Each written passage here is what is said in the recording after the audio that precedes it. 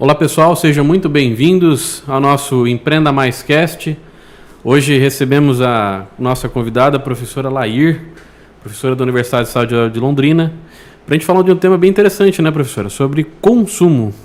Vamos falar sobre consumo, Emanuel. Bem-vindo a todos e todas que estão nos ouvindo, os ouvintes aqui do Sebrae.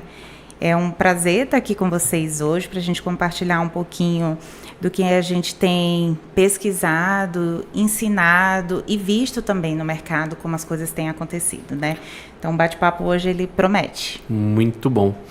Professora, quando a gente fala de consumo, é um tema bem abrangente, né? Eu acredito que todos nós estamos consumindo algo o tempo todo. Quem está aqui assistindo ou ouvindo esse podcast está consumindo algo. Então, o tempo todo nós somos bombardeados por soluções, sejam elas de serviços, de produtos, e se adapta melhor quem souber usar dessas inúmeras frentes para poder se beneficiar mesmo, né? E comercializar cada vez melhor a sua solução, né? O seu serviço, o seu produto. Uhum. E começando do básico, né? A melhor forma de você fazer divulgação de qualquer coisa é o tal do boca a boca, né? É o tal do boca a boca.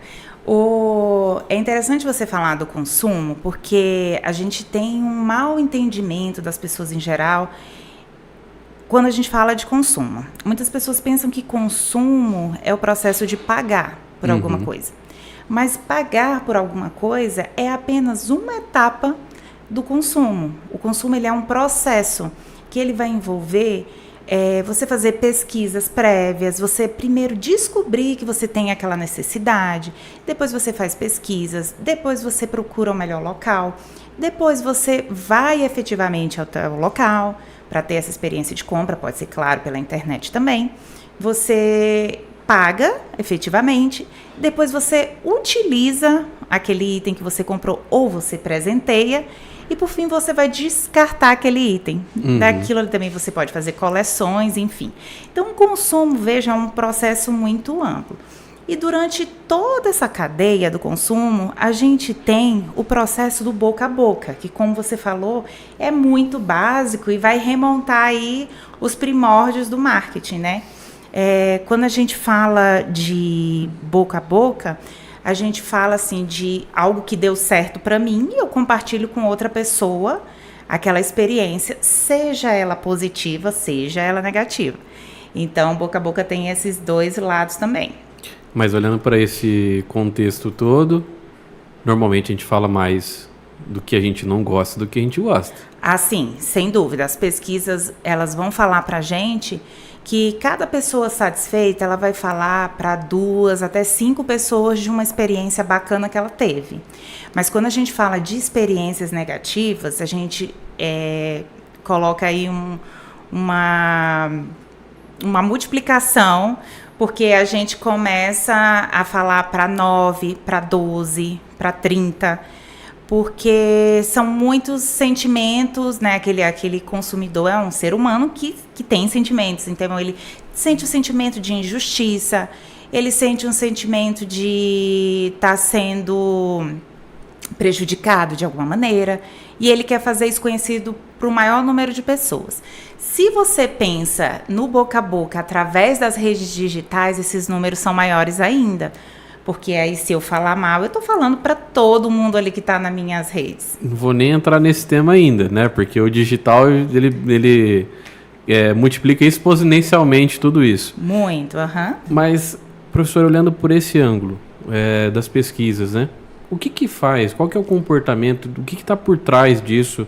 Das pessoas costumeiramente falarem mais mal do que bem quando tem relação com o consumo? Quando a gente consome alguma coisa, a gente consome por 2 razões principais. Uma é a utilidade que aquilo tem. Então, por exemplo, eu como para me manter nutrido, então ele tem uma utilidade. Mas a gente também consome por questões que são simbólicas, ou seja, o que aquilo significa para mim. Então, eu sou cearense, como baião de 2, não só para ficar nutrida, como o baião de dois para lembrar da minha terra, dos meus avós, da minha família, das minhas origens. Então, existe um significado que é simbólico. Quando a gente atende a nossa expectativa em uma compra, então tudo aconteceu como o meu cérebro estava programado para acontecer. Então, eu almejava determinada coisa, fui, pesquisei, paguei, deu tudo certo. A probabilidade de eu falar para alguma pessoa, ela existe, mas ela não é tão marcante quanto o sentimento de todo o meu simbolismo, tudo que aquilo significava para mim ser colocado água abaixo. Então, por exemplo, eu vou jantar num aniversário de casamento, que é único, que é especial. E é uma tragédia, a comida não chega, né, atrasada, é muito mais cara do que eu imaginei, a comida chega fria. Então, ela vai quebrar e ela vai atingir todo esse simbolismo que aquele consumo significava para mim. Então, isso me deixa mais propenso a acabar falando para mais pessoas da má experiência do que da boa experiência. Bom, então nesse sentido, quando a gente olha por esse ângulo todo aí, a compra, né, o consumo, né, não necessariamente a compra, porque não necessariamente precisa ser pago, mas ele tem muito mais um viés emocional do que racional? Ele tem as duas coisas e isso vai variar não só de quem consome, mas do que a gente está consumindo. Então, por exemplo, os esforços que eu faço para ir ao supermercado e comprar um arroz, 5 quilos de arroz, ele vai ser diferente dos esforços que eu faço para ir na concessionária e comprar um carro. Porque um carro é um produto muito mais complexo, a minha pesquisa precisa ser muito mais aplicada. O arroz, como eu já compro sempre, é um produto banal, então eu já fui aprendendo isso ao longo do tempo, eu faço isso com muito mais facilidade. O que eu estou querendo dizer é que é uma combinação de fatores que vão desde a pessoa, desde a condição social dela, os recursos que eu tenho disponível e o tipo de produto que eu estou comprando. Faz sentido? Total. E pensando nisso, quando eu penso em consumo, eu também preciso olhar, lógico, pelo ângulo do consumidor, mas de quem fornece, né? Uhum. Como é que, nessa equação toda aí que você disse entre emocional e racional, o empreendedor ele pode se ver tentando criar essa experiência, né? E agora a gente está fazendo só aquele recorte do boca a boca, né? Que é onde começa tudo. Porque normalmente você começa um negócio, seja ele um serviço, um comércio, para os amigos, para a família, enfim. E você espera que eles façam naturalmente esse boca a boca todo ali para poder a coisa começar a funcionar. Como é que eu, como empreendedor, posso começar a me preparar, ou seja, promover uma experiência de consumo melhor, principalmente no início? Legal, uma ótima pergunta, porque no início a gente está ali aprendendo, né, como bebê realmente aprendendo a engatinhar, e a gente está dando ali os primeiros passos. Eu acho que, inclusive, é por isso a importância do Sebrae junto com as pequenas empresas ali nesse início, que ele é difícil mesmo. Então, essa pergunta é excelente. Nesse início é interessante que eu já ouvi de vários empreendedores que estão iniciando um negócio, um sentimento de decepção quando alguém da família ou amigos não compartilham os posts, quando não prestigiam, né, o empreendimento. Eu abri uma empresa de salgados, e a pessoa encomendou salgados em outro lugar e não encomendou comigo. Então, é muito comum esse sentimento.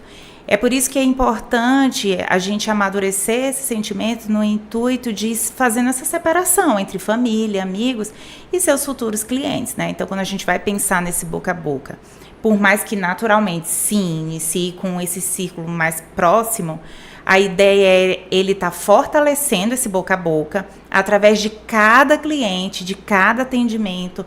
Como é que eu faço isso?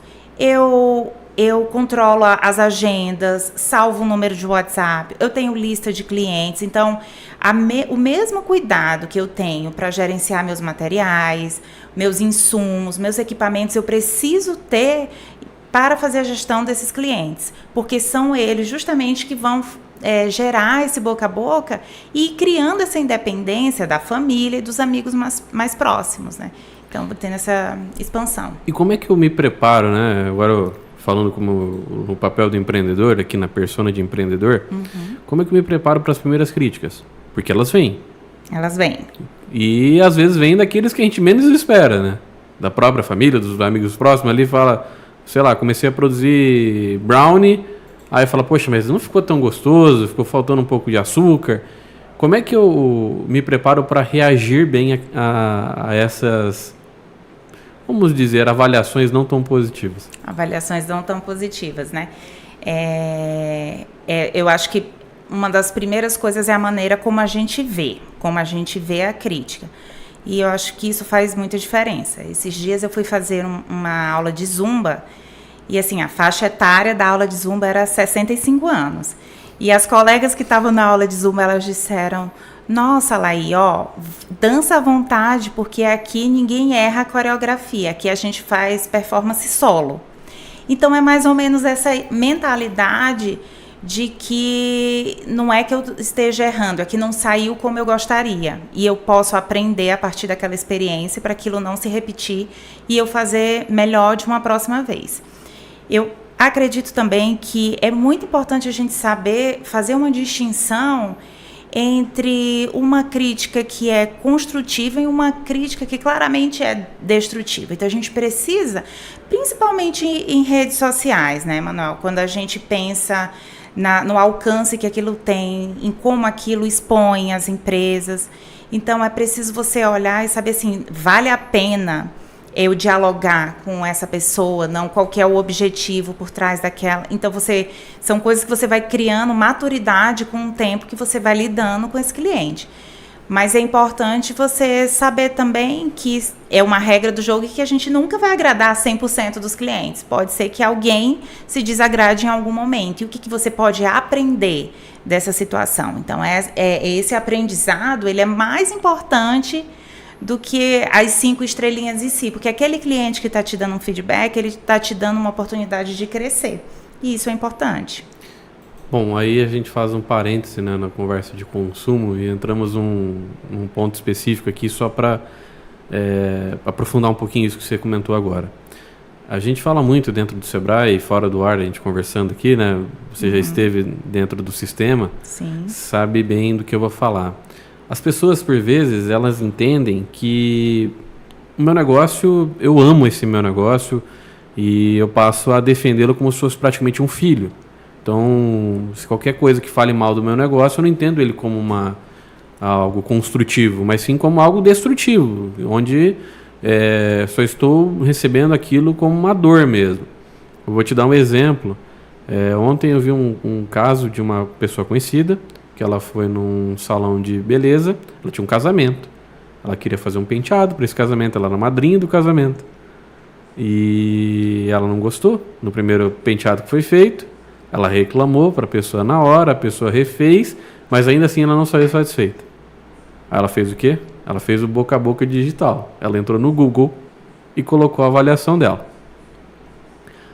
A empreendedora, por sua vez, entrou em contato com ela depois e não soube lidar com a crítica. Ela se disse, num primeiro momento, aberta a ouvir, a conversar, a tentar entender, mas depois ela começou a atacar a cliente. Porque ela se sentiu, acho que, ofendida, né? No sentido do meu negócio, meu amor, enfim. Como é que, olhando para esse aspecto, né, do consumo, como é que eu consigo medir, regular essa minha expectativa também como empreendedor para não sofrer tanto quando vem essas situações? Emanuel, é maturidade, claro, né? Maturidade é uma coisa que a gente adquire com o tempo, mas a gente tem um aspecto de imaginar assim, o que é profissional e o que é pessoal, né? Então, a gente tentar não misturar esses feedbacks profissionais e pessoais, eles são uma alternativa. É muito interessante a gente pensar na prevenção. O que a gente pode fazer antes da situação acontecer? Então, empresas inteligentes, elas trabalham na previsão, né? Prevendo essas situações e prevenindo de que situações assim não aconteçam. E para isso, boas conversas, bons combinados. Alguns produtos são mais fáceis da gente imaginar assim, o previsto e o que vai ser entregue, né? Alguns produtos, alguns serviços também, eles são mais manuais, eles são mais únicos. Por exemplo, uma maquiagem, um cabelo, são produtos e serviços que ele vai ter o toque do artista, de quem está fazendo. Então, eles são de mais difícil previsão. É interessante a situação ser resolvida enquanto aquilo não extrapolou o ambiente do negócio, né? Então, assim, a gestora poderia ter se precavido e não deixar a cliente sair daquela situação se ela não estava satisfeita. É um processo em que o consumidor precisava estar satisfeito e o empreendedor precisa estar aberto a ouvir, e essa parte talvez seja o que dói. Porque às vezes a gente vai ouvir coisas que a gente não quer. Às vezes a gente vai preparar alguns conteúdos que o nosso cliente gostaria de ouvir e que não é necessariamente o que você acha esteticamente mais bonito. Então, isso com cabeleireiras, quando há 15 anos atrás trabalhei no Sebrae Maranhão, e eu acompanhava um grupo de cabeleireiras, inclusive, lá em Imperatriz, no sul do Maranhão. E uma das coisas mais difíceis que eu ouvia do relato delas era a cliente chegar com muita clareza, dizendo, olha, eu gostaria do meu cabelo assim, e elas detestarem, elas enquanto pessoa. E aí precisa passar uma linha para separar assim, nossa, o que é gosto da cliente, o que é gosto meu, o que eu posso fazer e como fazer para esse acordo ser o mais transparente possível. Hoje, inclusive, a gente tem ferramentas, né, que vão colocar o teu rosto e fazer simulações para ver como é que vai ficar. Se é um evento muito, muito importante, é por isso que a noiva vai fazer o teste de maquiagem, o teste de cabelo. Então, são coisas que podem ser combinadas, mas que precisam ser feitas com alguma antecedência. E tudo isso vai entrar em planejamento, né? Por isso que é importante também pensar o planejamento no dia a dia da empresa. Então, e as pessoas normalmente ficam preocupadas com outras áreas e não pensam tanto nesse lado, né? Do olhar para o cliente, né? O foco no cliente, de fato. Obviamente, a parte financeira, a parte de comunicação do negócio é importante, mas essa relação com o cliente, o consumo mesmo, a relação com o consumo é algo muito importante. E quando nós olhamos para o momento atual, né, do nosso mundo, né, 2024... Se a minha empresa não está no digital, ela está fora do mercado. Agora, como é que eu me posiciono no digital, sabendo que tudo isso que a gente comentou até aqui, isso ganha números gigantescos e principalmente ganha um espaço de fala para muita gente que às vezes não falaria isso num boca a boca, leva isso para a internet e fala na internet ou... enfim, né, expõe isso de alguma forma que leva até aos tais cancelamentos, né, gera um cancelamento de uma empresa, de uma marca, por uma expectativa não construída. Então, primeira pergunta, né, nesse sentido, professor, assim, eu primeiro, como empresa, né, como empresário, eu preciso deixar muito claro para o meu cliente o que eu vou fazer de entrega, gerenciar essas expectativas. E 2, as mídias, né, as redes sociais como um todo, elas têm trazido padrões. Padrões que normalmente não conseguem ser atingidos por grande parte das empresas. Onde eu sou levado a fazer uma foto, por exemplo, dessa caneca, e a caneca ela fica tão bonita na foto que na hora que eu chego e vejo o real, ela não atende aquela expectativa daquela foto. Porque aquela foto foi feita no olhar de alguém, de um fotógrafo, enfim, que conseguiu extrair algo a mais daquela caneca. E como é que eu gerencio essas expectativas, olhando para o empreendedor nesse sentido, nesses 2 pontos? O que você tem a comentar com quem empreende para pensar sobre isso, sobre essa entrada no digital?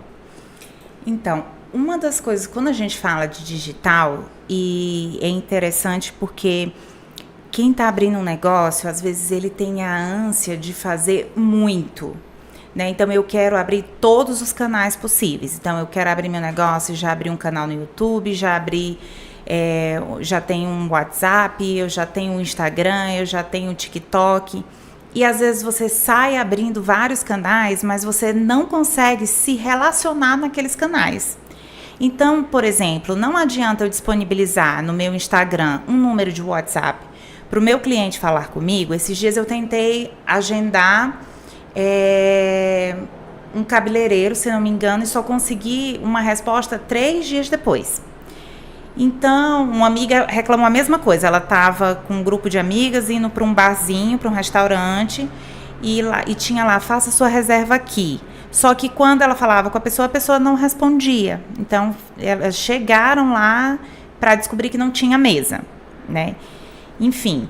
Então, assim, o primeiro ensinamento, talvez, a primeira coisa para a gente pensar é, olha, eu vou abrir, vou disponibilizar coisas que eu, de fato, consigo operacionalizar.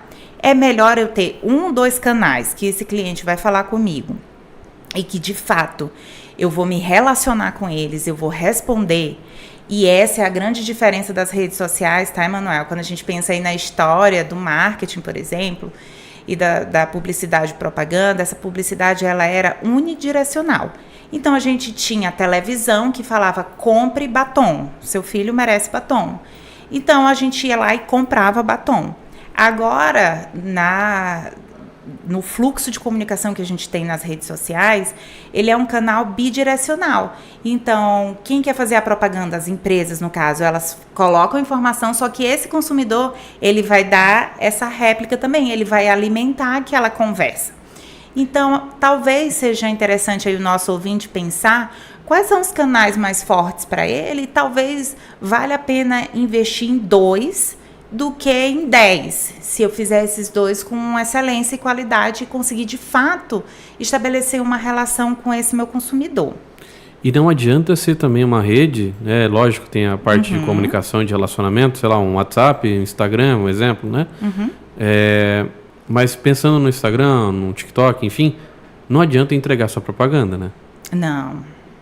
Hoje o cliente está muito mais buscando um relacionamento com a marca, e o que a marca tem a construir, a me ensinar, enfim, do que simplesmente fazer propaganda de produto ou de serviço, né?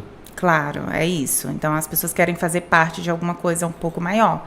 Se eu vou dar o meu dinheiro para alguém, que seja para construir um relacionamento, né? Dificilmente um consumidor vai comprar alguma coisa imaginando que essa vai ser a única vez que ele vai comprar. Geralmente ele quer encontrar alguém, algum fornecedor para chamar de seu, e para ele poder, inclusive, indicar para outras pessoas no futuro, né? Esse relacionamento é interessante de ser percebido no sentido do que a gente vai pensar em termos de conteúdo que eu vou entregar para aquele cliente, em termos de comunicação, na linguagem que eu vou utilizar, qual que é o canal mais adequado? Depende de quem é seu público-alvo, da faixa etária, do perfil do seu público-alvo. Então, tudo isso dá muito e... Você trouxe um ponto legal pra caramba agora. Qual que Eu brinco que nos atendimentos que eu faço no Sebrae, para os nossos empresários, né, aqueles que estão querendo montar o seu negócio, principalmente, que na hora que eu vou montar a minha ideia, a primeira coisa que eu preciso pensar é público-alvo, né? Super. Porque, assim, eu preciso mais ou menos fazer igual o Globo Repórter, né? Onde eles vivem, do que eles se alimentam, né? Quais são os seus hábitos, porque daí eu consigo realmente criar uma relação de marketing, né? De chegar realmente nesse público, porque eu sei em quem que eu estou atingindo. Então, você trouxe um ponto, eu queria ver se a gente pode falar um pouquinho mais sobre isso. Definir público também ajuda muito na hora de saber qual canal eu me relaciono com ele, né? Super. Quando a gente está vendo aqui esse conceito de boca a boca e tudo mais, de relacionamento com o consumidor, a gente também fala muito dos líderes de opinião, tá? Que são pessoas que têm expertise sobre determinado assunto e que a gente pode utilizar para fazer uma ponte entre a nossa marca e esses consumidores. O tal do influencer? Não necessariamente. O influencer, de repente, ele pode ser um exemplo. É o tipo de influenciador de opinião mais conhecido, digamos assim, que tem se popularizado, né? Principalmente no contexto Brasil. Aqui no contexto brasileiro, a gente gosta bastante de redes sociais. O Brasil está sempre lá no topo do ranking em consumo de redes sociais. Mas os líderes de opinião são pessoas assim, nossa, para fulano...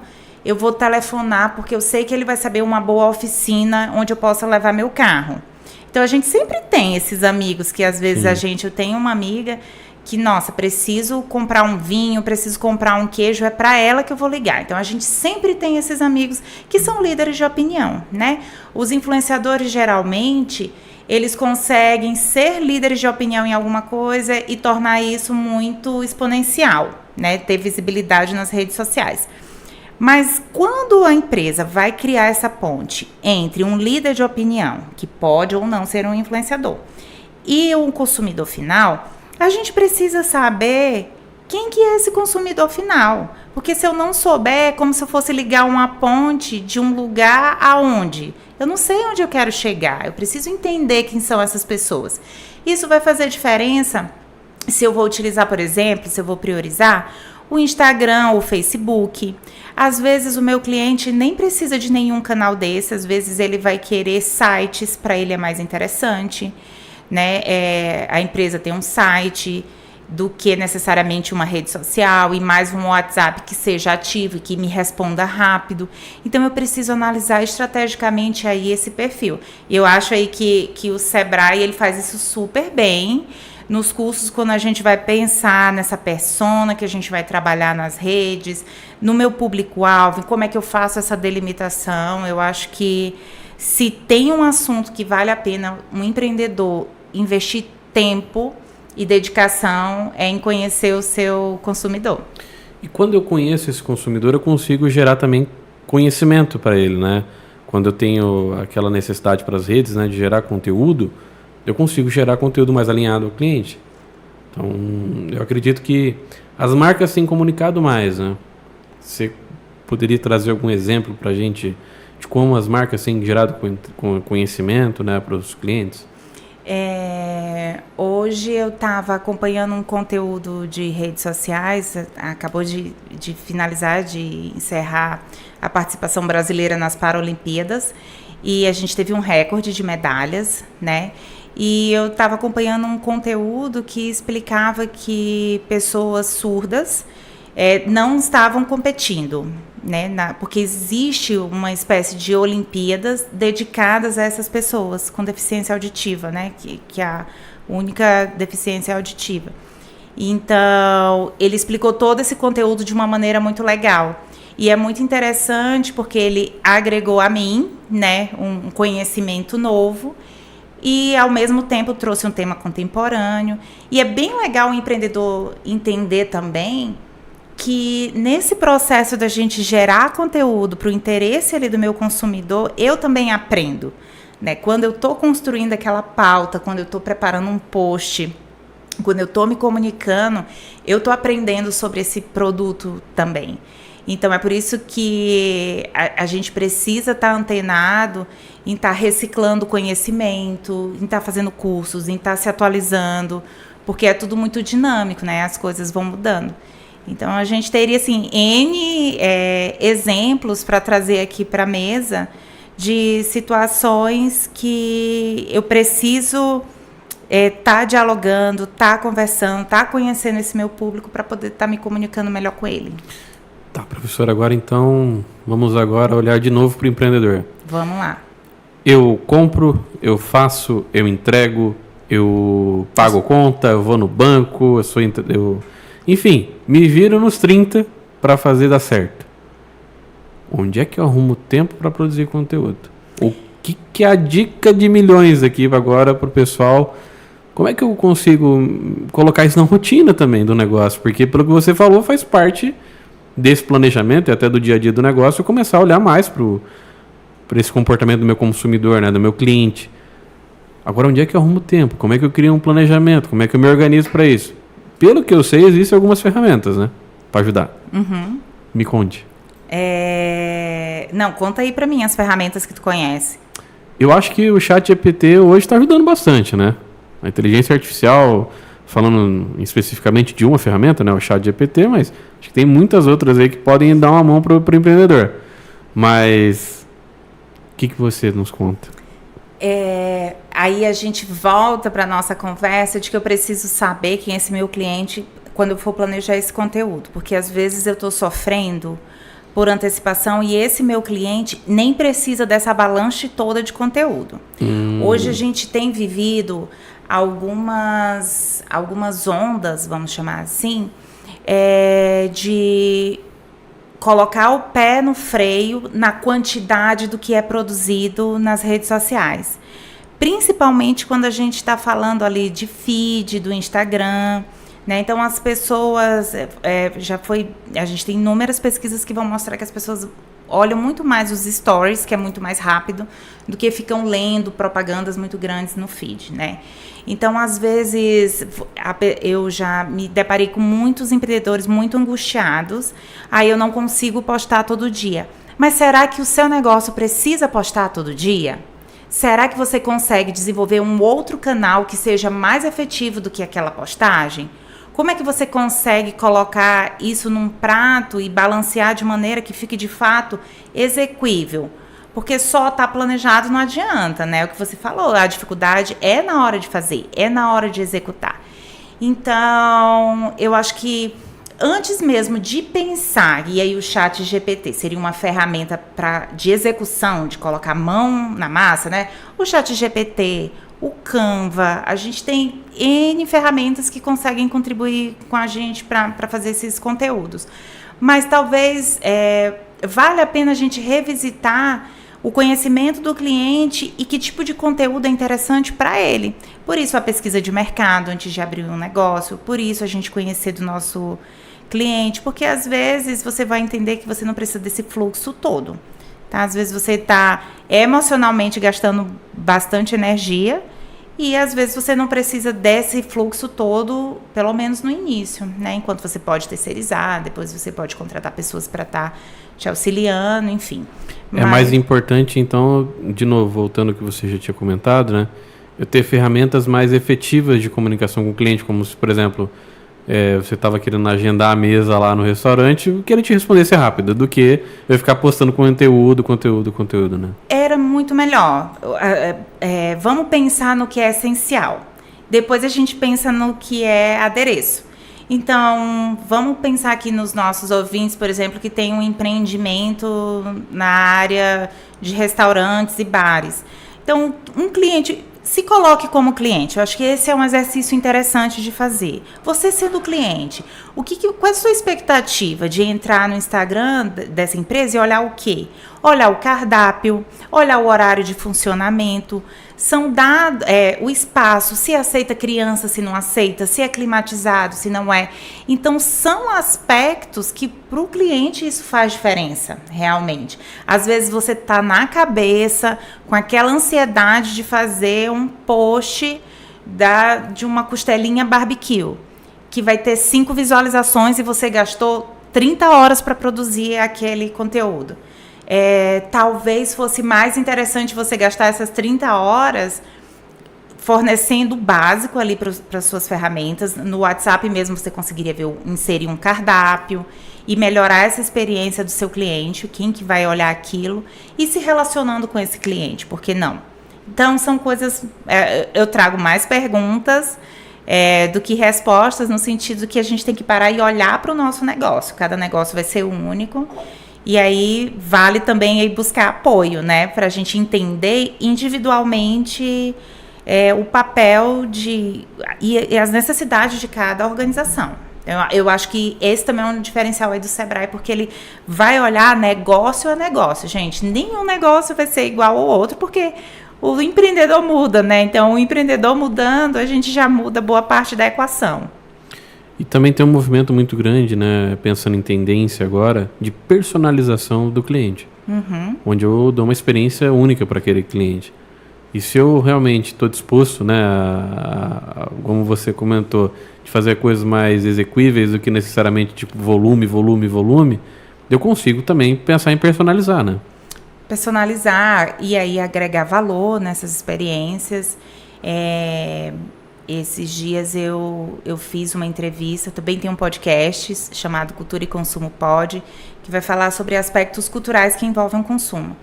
E eu entrevistei uma pessoa e ela falava da experiência em resorts, em hotéis de luxo. E ela falou, né, sobre essa importância de quando o cliente chega ali, você ter uma cartinha esperando esse cliente. Muitos hotéis já têm até uma foto do cliente em outras visitas, então tudo isso ficou guardado ali no banco de memórias, para quando esse cliente voltar, ele se sentir de fato em casa. Então veja o tipo de experiência que a gente agrega valor e que a gente se torna marcante no coração aí desse consumidor. O céu é o limite. E eu não preciso gastar muito para fazer personalização, né? Para comunicar com o cliente. Precisa de organização. Né? E talvez isso nos custe, né? Porque exige um passo atrás a gente ter planejado isso, da gente conseguir executar isso dentro da nossa agenda e entender que isso é um diferencial, priorizar isso e ter constância, né, Manuel? Não adianta fazer uma vez, é preciso ser constante, porque senão, na verdade, o consumidor vai se sentir confuso. E como é que você daria uma dica para quem está empreendendo, professora, para criar esse planejamento? Qual que é o passo a passo mínimo ali para quem está ouvindo essa nossa conversa e falou, olha, poxa, legal, quero começar, como é que eu começo? Muito legal, que hoje eu estava dando aula de planejamento numa turma para administração, a turma de ciências contábeis lá da UEL. Um abraço aí para todo o colegiado da UEL. Inclusive, quero dizer que essa semana foi dia do administrador, dia 9 de setembro, dia do administrador. Então, parabéns aí a todos os colegas administradores, alunos, docentes, discentes ali da UEL e todo o corpo técnico também. Então, vamos pensar em planejamento. Quando a gente fala de planejamento, a gente tem inúmeras ferramentas que conseguem ajudar a gente a executar esse planejamento da melhor maneira possível. Ninguém tem bola de cristal. Então, tanto falando do consumidor, quanto falando das finanças, quanto falando do mercado, do que pode acontecer, das flutuações, do dólar e tudo mais, a gente não tem como ter certeza. Mas a gente tem algumas ferramentas para diminuir as incertezas. E isso é muito bom, né?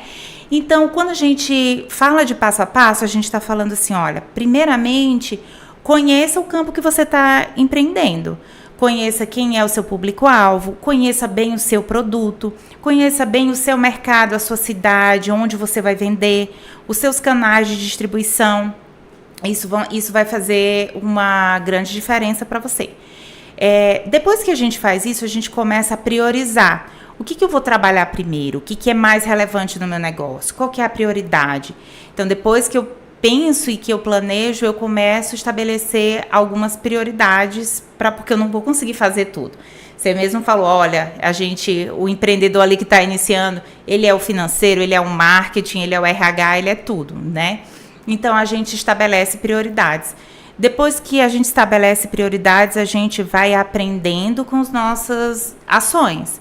Então, é muito importante a gente ter memória daquilo que a gente... Quando eu falo ter memória, é anotar, é escrever, é deixar isso registrado, porque, inclusive, um dia, se você precisar de uma consultoria, se você precisar de uma mentoria, você vai ter todo o insumo que vai te ajudar a tomar essas decisões mais pautadas na tua experiência, no que você passou, né? Então, esse momento de registrar tudo é muito importante. E depois a gente roda esse ciclo e vai aprendendo assim, e o que não deu certo, eu vou corrigir. Eu corrijo e começo um novo planejamento, né? Então, esse ciclo, ele nunca acaba, é um ciclo sem fim, mas é um ciclo que o empreendedor ama e eu acredito assim, que a gente tem ferramentas hoje para ajudar, a gente tem conhecimento disponível e a gente precisa ter sede e ir em busca desse conhecimento. Tem muita coisa aí para a gente aprender. E olhando para as objeções comuns, né? Falta de dinheiro realmente é um problema para isso? Falta de dinheiro. Manuel, eu acredito que, é muito mais fácil você iniciar um negócio se você, claro, tem recursos financeiros, se você previu isso. É muito mais difícil do que você fazer com escassez. Mas eu também já acompanhei empreendedores que tinham muito dinheiro e que deu muito ruim o negócio. Ou seja, eu estou querendo dizer com isso que facilita, com certeza, se você consegue ter um fluxo de caixa seguro, pelo menos por alguns meses, enquanto você consegue estabilizar essas suas entradas, enquanto você conhece esse seu consumidor. Mas o dinheiro, por si só, ele não é garantia de que você vai ter sucesso. Então, eu diria que ele é tão importante quanto uma boa gestão. A sua boa gestão é o que vai fazer, de fato, com que esse dinheiro se multiplique e ele tenha o melhor, seja empregado da melhor maneira possível, mas ele por si só não é fator de sucesso, né? Não dá para dizer isso. Então podemos dizer que o fator de sucesso mais importante do que realmente a condição financeira é a força de vontade, de realmente conhecer o cliente, de realmente buscar essa diferenciação, de pensar na personalização. Porque pelo que eu estou entendendo, não necessariamente eu preciso ter um caminhão de dinheiro para realmente criar uma experiência bacana para o cliente, de personalizar algo. Não precisa. Eu gosto de pensar em uma equação um pouco mais complexa do que só força de vontade e dinheiro, por exemplo. Eu gosto de pensar que nessa equação vai entrar a situação econômica que você está no momento. Então, a gente viveu a pandemia, né? Que foi um momento que, por mais dinheiro que houvesse, mais planejado que fosse, e por mais boa vontade que tivesse do empreendedor, a situação sanitária do país e do mundo ficou comprometida. Então, a gente tem aspectos que são externos também, e isso entra na equação. Entra na equação também o conhecimento que você tem sobre ferramentas de gestão, sobre o seu negócio. É muito comum uma pessoa querer empreender porque ela se identifica bastante com aquele produto ou serviço que ela pretende oferecer, né? Então, a gente já falou bastante de cabeleireiro, vou continuar falando aqui. Então, quem é cabeleireiro, nossa, ama fazer aquilo. Quem é artista plástico, ama pintar. Quem é médico e tem o seu consultório, nossa, eu me garanto na minha especialidade clínica. Mas, quando a gente vai empreender, a gente precisa ter habilidades que vão além das habilidades técnicas, a gente precisa ter habilidades de gestão. E aí, às vezes, eu vejo empreendedores que têm muita força de vontade, mas que não têm o conhecimento técnico mesmo para fazer um planejamento adequado, para saber se comunicar com esse cliente, para fazer um planejamento de redes sociais. E isso é técnica, né? Então, quando a gente não sabe essa técnica, a gente precisa buscar instituições e canais seguros para aprender a fazer isso de uma maneira eficiente, tá? E eu falo isso porque todo esse conhecimento ele tem uma base. Então, às vezes, a gente também pega muitos discursos em YouTube, em muitos canais, às vezes a gente não sabe por onde procurar porque tem uma saturação de informação. Na dúvida, procure as fontes que são mais confiáveis, né? Elas podem te iluminar aí nesses primeiros passos que são mais difíceis. E aí a gente entra em algo legal. O Empreenda Mais Londrina, né, ele tem esse papel dentro da cidade, onde a gente leva conhecimento do Sebrae, de outros parceiros do Sistema S, da própria Universidade Estadual de Londrina, como tantos outros, para os bairros, onde a gente faz essas capacitações de quem é empreendedor, de quem deseja empreender e realmente começar o seu negócio, com todo esse embasamento. E lá nos bairros, nas localidades, a gente encontra pessoas exatamente com esse perfil que você comentou agora, né, que desejam fazer, mas, poxa, por onde eu começo? E essa sede por realmente se capacitar, você que está acompanhando agora, acesse o Instagram do Empreenda Mais Londrina, acesse o site empreendamaislondrina.com.br. Lá nós temos toda a agenda de cursos, de ações que estão acontecendo na cidade como um todo, onde você pode se capacitar, né? O Sebrae, tantos outros parceiros, por exemplo, eu quero começar a mexer com fabricação de bolos. O Sebrae ele vai te ajudar na parte de gestão. Só que o Senac, eles entendem tudo dessa parte de confeitaria e com certeza vão poder direcionar melhor. Agora, para a gente ir para o encerramento, professor, eu queria que você comentasse com o pessoal o que é o suprassumo nesse movimento de pensar no cliente, pensar no consumo de uma forma estratégica para dentro do negócio. Pensar estrategicamente aí, em termos de consumo hoje, é você estar atento à necessidade do seu consumidor. Então, é você conhecer e estar atento no que ele precisa, para você não ser sempre uma empresa que vai atender tardiamente depois de solicitado N vezes.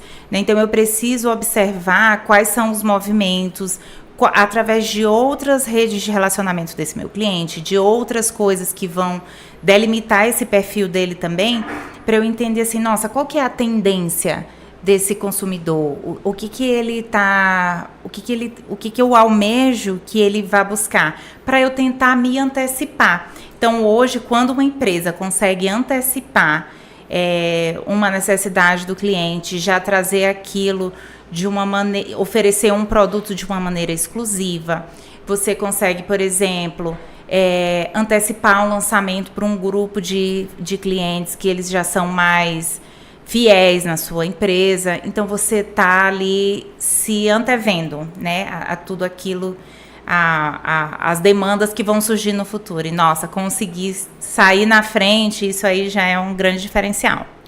E nessa linha de tendência, e essa seria a minha última pergunta, como é que eu, como empresa, me preparo para esse conflito geracional que está acontecendo agora? Eu posso ter consumidores da minha marca de algumas gerações diferentes. Como é que eu me preparo para isso? A gente se prepara estudando o nosso consumidor e categorizando mesmo esse consumidor. Nossa, quem que são essas pessoas? Quem dos meus consumidores? Qual que é a idade aqui? Quais são as gerações que ele pertence?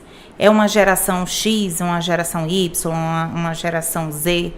Então, isso vai fazer muita diferença, né, na comunicação que eu vou utilizar. E eu preciso, dentro do meu grupo de clientes, fazer outros recortes ainda, porque isso vai facilitar a minha comunicação com essas pessoas. Então, é interessante esse empreendedor, ele tá aberto a essas pessoas, né, entender, de fato, tá com o ouvido atento para saber como é que essa pessoa fala, como ela se comunica, que tipo de comunicação faz sentido para essa pessoa, a maneira que eu me comunico com os meus professores. Eu estou terminando aí o doutorado, é super diferente da maneira que eu me comunico, por exemplo, com os alunos que eu dou aula na UEL. Por quê? Porque existe uma distinção no próprio forma de redigir um e-mail. E a gente precisa estar atento a essas diferenças, Emanuel, para a gente não colocar o nosso cliente numa cesta como se eles fossem todos iguais, porque eles não são. Eles vão ter características que os distinguem. Então, a gente tá atento a isso é um diferencial e tanto aí para nossa empresa. Professora, chegamos ao fim. Muito obrigado. Mas queria deixar aberto para suas considerações finais e que você pudesse deixar um conselho, principalmente para nossos empresários, para as pessoas que desejam atender melhor, gerar uma melhor experiência para o cliente. Então, fica aberto. Eu que agradeço aqui a participação, queria dizer que é uma honra, um prazer a gente estar aqui, assim, em nome da Universidade Estadual de Londrina e de todo o Departamento de Administração. Queria agradecer a oportunidade. Para os nossos ouvintes, eu queria, primeiramente, desejar muito sucesso, sim, né? E essa perseverança, eu acho que a gente ser resiliente, ser perseverante no mundo dos negócios não é uma alternativa, é algo que é requerido, né? É algo que a gente precisa ter. E quando a gente fala aí dos consumidores, o meu conselho, a minha dica é se coloquem como consumidores também, busquem criar experiências que sejam significantes para vocês enquanto empreendedores, mas também para esses consumidores, né? A partir do momento que a gente consegue criar conteúdos que tenham um significado, que sejam marcantes, que emocionalmente sejam relevantes, a gente consegue aí cativar e, de fato, ir estabelecendo uma relação aí de confiança, que é o que importa no final de tudo. Professora, muito obrigado. A todos vocês, nosso agradecimento mais uma vez por acompanhar o Empreenda Mais Cast. Até a próxima. Até a próxima, Manuel. Tchau, tchau.